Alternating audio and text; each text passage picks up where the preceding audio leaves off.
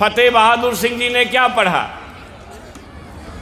मंदिर का रास्ता मानसिक गुलामी का रास्ता होता है और फिर स्कूल का रास्ता प्रकाश का रास्ता दिखाता है। फतेह बहादुर सिंह जी ने अपनी बात नहीं बोली। हमारी माता सावित्रीबाई फूले जो इस देश की प्रथम महिला शिक्षिका है, उसने कही उनके बात को दोहराया। षड्यंत्रकारियों ने गले की कीमत, जीव की कीमत लगा दी। मैं आपके माध्यम से कहना चाहता हूं सरकार षड्यंत्रकारियों से, खबरदार। एकलव्य का बेटा अंगूठा दान नहीं देगा, जवाब देगा। शहीद जगदेव प्रसाद का बेटा अब अपना आहुति नहीं देगा, आहुति लेना जानता है। इसलिए खबरदार षड्यंत्रकारियों, अगर तुमने जुर्रत की तो याद रखना, बहुजनों के 90% लोगों के पसीने से तुम इतना बड़ा समुद्र खड़ा होगा कि 7 समुद्र पार नजर आओगे और 24 में ही नजर आओगे।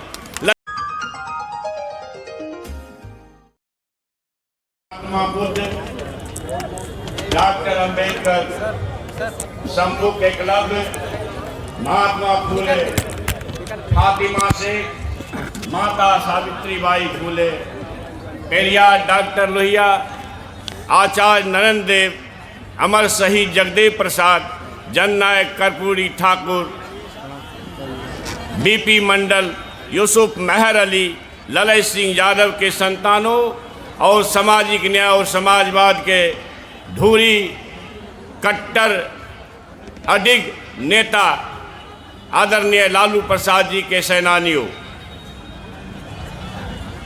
इस महती सभा के आयोजन में जहां एक तरफ दकियानुसी और नफरतवादी विचारों से देश को समाप्त करने की कोशिश की जा रही है, ऐसे में हमारे प्रिय भाई अनुज और इस ऐतिहासिक सभा के अध्यक्ष स्थानीय विधायक लोकप्रिय नेता फतेह बहादुर सिंह जी को बधाई देता हूं, साधुवाद करता हूं कि इस ठंड के मौसम में हजारों के संख्या में अभी भी लोग बैठे हैं। मुझे पक्का विश्वास है, यहाँ से संदेश लेकर जाता हूँ कि अगर परिवर्तन के इतिहास में बिहार ने अमिट भूमिका निभाई है तो आगे आने वाले 24 के परिवर्तन में डिहरी और रोहतास का इतिहास भी याद किया जाएगा। मित्रों, फतेह बहादुर सिंह जी ने क्या पढ़ा? मंदिर का रास्ता मानसिक गुलामी का रास्ता होता है और फिर स्कूल का रास्ता प्रकाश का रास्ता दिखाता है। फतेह बहादुर सिंह जी ने अपनी बात नहीं बोली। हमारी माता सावित्रीबाई फूले जो इस देश की प्रथम महिला शिक्षिका है, उसने कही उनके बात को दोहराया। षड्यंत्रकारियों ने गले की कीमत, जीव की कीमत लगा दी। मैं आपके माध्यम से कहना चाहता हूं सरकार षड्यंत्रकारियों से, खबरदार। एकलव्य का बेटा अंगूठा दान नहीं देगा, जवाब देगा। शहीद जगदेव प्रसाद का बेटा अब अपना आहुति नहीं देगा, आहुति लेना जानता है। इसलिए खबरदार षड्यंत्रकारियों, अगर तुमने जुर्रत की तो याद रखना, बहुजनों के 90% लोगों के पसीने से तुम इतना बड़ा समुद्र खड़ा होगा कि 7 समुद्र पार नजर आओगे और 24 में ही नजर आओगे। लक्ष्मण जी, आपने आहुति दी, आपने सेक्रीफाइस किया। याद रखिएगा, बिहार की परिवर्तनकारी धरती देश में रोशनी देने का काम करती है। आप बिहार में आए हैं, मुझे पक्का विश्वास है हमारे जो ऐतिहासिक महान पुरखों के महान संतान हैं, आपका इज्जत करेगा। कुनबों में बटे हुए लोग, बिरादरियों में बटे हुए लोग बाबा साहब अम्बेडकर से सीख कर जाएंगे। शिक्षित बनो, संगठित रहो, संघर्ष करो। हम शिक्षित भी हुए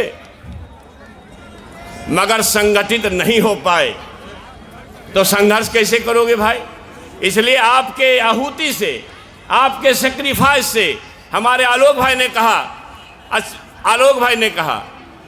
100 में 90 शोषित है, 90 भाग हमारा है। आप 90 लोगों जगो, इसकी जरूरत है। अगर आप नहीं जगेंगे वो कोरी है, वो जादव है, वो धुनिया है, वो ननिया है, वो पटेल है, वो कुर्मी है, वो शर्मा है, वो रैदास है, वो पासवान है।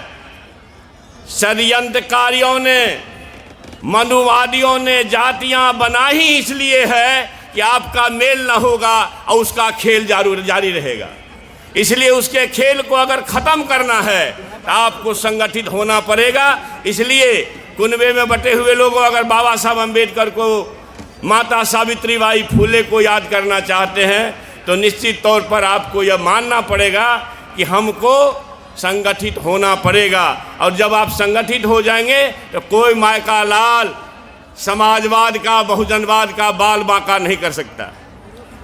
हम क्या कहें आपसे, सब लोग सब बात कह दिए, मेरे लिए कुछ है नहीं।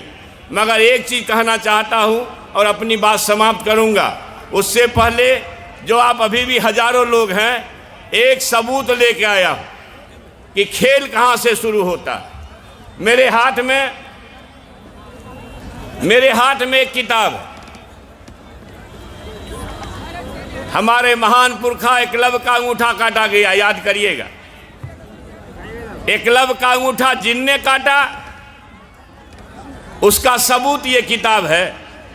किताब लेकर इसलिए चलता हूँ लक्ष्मण जी, किताब लेकर इसलिए चलता हूँ कि लोगों को विश्वास हो कि हमारे साथ प्रपंच क्या हो रहा है। प्रपंच क्या है? इस किताब का नाम है pursuit of law and order. उससे पहले मैं आप सभी से कहना चाहता हूँ कि इस मीटिंग में ये जो हमारे उत्तर प्रदेश के भाई राकेश जी आए थे, बुलबुल सिंह यादव जी को आपने सुना, राजकिशोर यादव जी को सुना, श्रीनिवास जी को सुना, शांति देवी जी को सुना, सीमा यादव जी को सुना, राखी रावण जी तो कमाल कर गई, मोहम्मद मकसूद भाई, मोहम्मद नूर साहब, राम लखन सिंह यादव कॉलेज के प्रिय अनु जनार्दन सिंह यादव जी, हरिराम सिंह यादव जी, बंदेलाल सिंह जी, सुनील शर्मा जी, भैयाराम भारती जी, धनंजय महाराज जी, professor Ramchandra ji, professor Om Prakash ji, professor Srinivas Singh ji. एक दो बात कहना चाहता हूँ किताब के मुतल्लिक, फिर आप लोग अपने जगह जाएंगे। इस किताब का नाम है pursuit of law and order. इस किताब को कौन लिखा है? देखिए, इस किताब को लिखने वाले लोग हैं AP दुराई साहब। इसका फोटो है इस आवरण पर। ये पुलिस डिपार्टमेंट में कर्नाटक सरकार के DG बनकर के रिटायर किए और IPS थे। लालू प्रसाद यादव जी को जो षड्यंत्रकारियों ने फंसाया चारा घोटाला मामले में, पुलिस के साइड से जांच करने वाले ये प्रमुख जांचकर्ता थे। प्रमुख जांचकर्ता के रूप में इन्होंने जो इस किताब में लिखा है, इसका 26वां अध्याय है। उसके 230, 231, 232 पेज में क्या लिखा है मैं पढ़ देता हूँ, फिर दो चार मिनट में अपनी बात समाप्त करूँगा। ध्यान से सुनिएगा।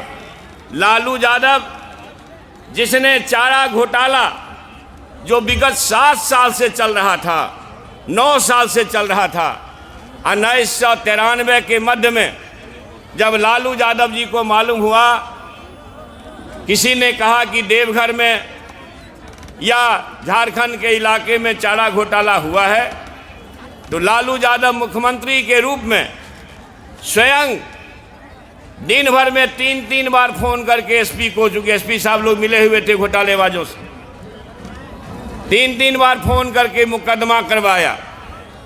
प्राथवादी बने, सूचक बने। लालू प्रसाद ही चारा घोटाला के मामले को विजिलेंस को दिए, लालू यादव ही चारा घोटाला मामले में जांच CBI को दिए। और जो 7 साल से पहले से लौट रहा था, वो चूँकि ऊंची बिरादरी के थे, नाम आया है डॉक्टर जगन्नाथ मिश्रा जी का, अब नहीं है, नाम नहीं लेना चाहिए। जब विचार आएगा तो नाम तो आएगा ना। जहाँ डॉक्टर जगन्नाथ मिश्रा जी को उसी मुकदमे में बरी कर दिया गया, बेल दे दिया गया, लालू जी के ऊपर आज भी खतरा लटक रहा है। एक पाँव जेल में ही है। इसके बारे में ये किताब में क्या लिखे हैं AP दुबे साहब से मैं पढ़ देता हूँ। चारा घोटाला के मुख्य जांच अधिकारी रहे AP दुबे ने अपनी आत्मकथा के अध्याय 26 का टाइटल दिया है the CBI versus Lalu Prasad Yadav. इस सेक्शन के पेज संख्या 230, 231, 232 में लिखा है कि CBI ने अपने द्वारा दायर 49 मुकदमों में से 60 में लालू प्रसाद यादव को मुजरिम बनाया है। उन्होंने लिखा है कि लालू प्रसाद यादव एवं कुछ IAS को फंसाने का गंभीर षड्यंत्र किया गया है। देश की न्यायिक व्यवस्था में ऐसा होना ठीक नहीं है। उन्होंने लालू प्रसाद यादव को बिना मुजरिम सिद्ध हुए ही खुद ही उन्हें अपराधी घोषित कर दिया। दोषी साबित होने और लालू यादव के जेल जाने से इस पुस्तक को लेकर सियासत शुरू हो गई है। जांच अधिकारी AP दुबे ने किताब में आगे लिखा है, ध्यान से सुनिएगा। मैं समझता हूं लालू प्रसाद यादव का हीर पिछड़ा होना उन्हें अपराधी घोषित करने के लिए काफ़ी था।